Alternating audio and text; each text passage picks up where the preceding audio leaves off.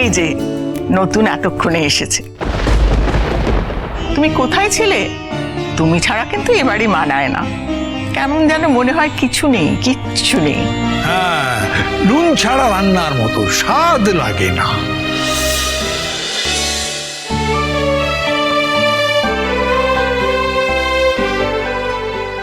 থাক থাক, প্রণাম করার দরকার নেই। জনে জনে মাথা হেট করতে হবে না।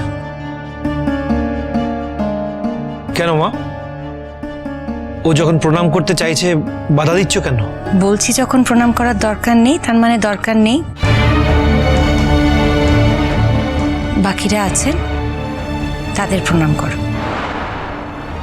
মোদি ভাই, এনারা হচ্ছে তোমার দিদান দাদান, মানে আমার ঠাম্মি আর দাদু ভাই। প্রণাম করো।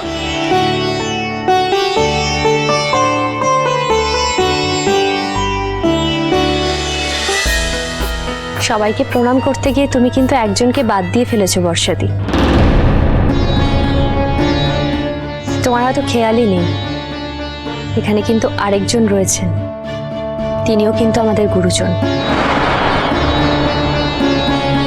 কে বলো তো? নতুন কাকু। আমার কথা বলছো? আরে না না, আমায় প্রণাম করতে হবে না। এই বাড়িতে সকলকে প্রণাম করতে হবে এমন কোনো কথা নেই। তুমি এই বাড়ির বউ, এই বাড়িতে যারা গুরুজন আছেন তাদের প্রণাম করলেই হবে। নতুন কাকু, তুমি আবার এসব কি বলছো? কি বলছে থেকেও বড় কথা হলো কেন বলছে। তুমি তো প্রশ্ন করলে কি বলছে, এটা প্রশ্ন নয়। প্রশ্নটা করা উচিত ছিল কেন বলছে। তোমার মাথার বুদ্ধি তো, এর থেকে আর বেশি কিছু হবে না। নতুন কাকু, এই কথাটা বলতে পারলে তুমি?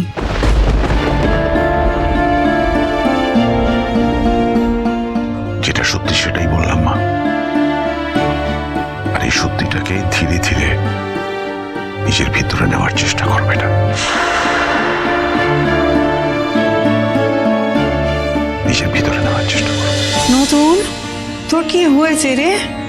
হ্যাঁ, এত বড় কথা কেন তুই বলতে পারলি? তুই এ বাড়ির কেউ না, আমরা কি তোকে সেভাবে দেখেছি কখনো?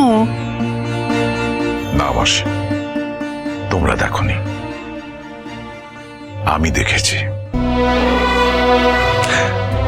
আমি হয়তো তোমাদের সেইভাবে কখনো আপন করতে পারিনি। আর বৌদি,